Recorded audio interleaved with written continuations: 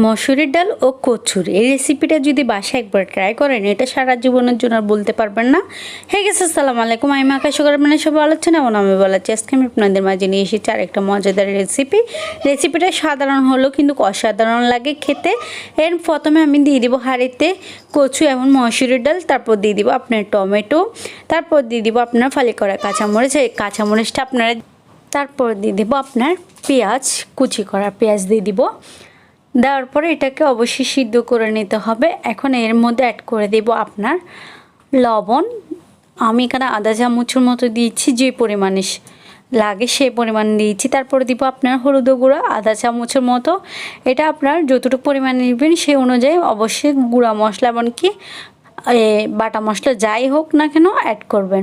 তো এরপর দেখেন কিছুক্ষণ নেড়ে ছেড়ে নিচ্ছি, একটু মিশিয়ে নিচ্ছি যাতে করে সব মিশ্রণগুলো একসাথে হয়, সেই অনুযায়ী মিক্স করে নিয়ে এর মধ্যে পানি দিয়ে এটাকে আমি সিদ্ধ করে দিয়ে দেবো।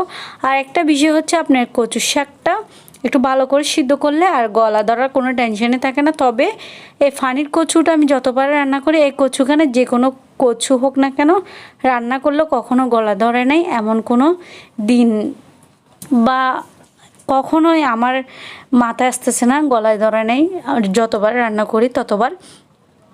তারপর দেখুন যখন একদম ভালো করে সিদ্ধ হয়ে গেছে, ফুল এটা একটু বেশি নরম হয়ে গেছে, পানি একটু বেশি অ্যাড করার কারণে একদম আপনার কচু যা ছিল সব একদম নরম হয়ে গিয়ে একদম কি বলবো ফাইন্না হয়ে গেছে।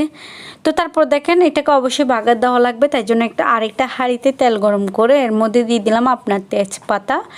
একটা তেজপাতাকে ফালি করে নিয়েছি। এরপর দিয়ে দিলাম আপনার আস্ত জিরা, তারপরে দিয়ে দিব আপনার রসুনটা অবশ্যই বাড়িয়ে দিবেন, কারণ কচু জাতীয় জিনিসের সাথে রসুন বাড়িয়ে দিলে খেতে অনেক ভালো লাগে, এমনকি ফ্লেভারটাও ভালো আসে। তারপর দিয়ে দিব আপনার শুকনো মরিচ, সেখানে আমি একটা শুকনো মরিচ দিয়েছি, আপনারা চাইলে আরও বেশি করে নিতে পারেন, কম বেশি নিতে পারেন। তারপর দেখেন কিছুক্ষণ একদম নেড়ে চেড়ে নিচ্ছি।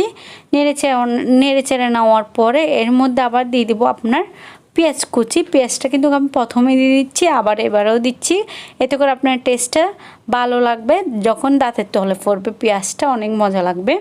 তারপর দেখেন এখানে একটু নেড়ে ছেড়ে যখন একদম ব্রাউন কালার হয়ে যাবে, মানে এক পর্যায়ে আপনার কালারটা যখন চেঞ্জ হয়ে যাবে রসুন বা পেঁয়াজের যে কোনো, ওই পর্যায়ে এসে আপনারা কি করবেন, সিদ্ধ করে রাখা মসুরের ডাল এমনকি কাঁচা কচুটা দিয়ে দিবেন। দেওয়ার পরে দেখেন একদম কী যে সুন্দর লাগতেছে না কালারটা।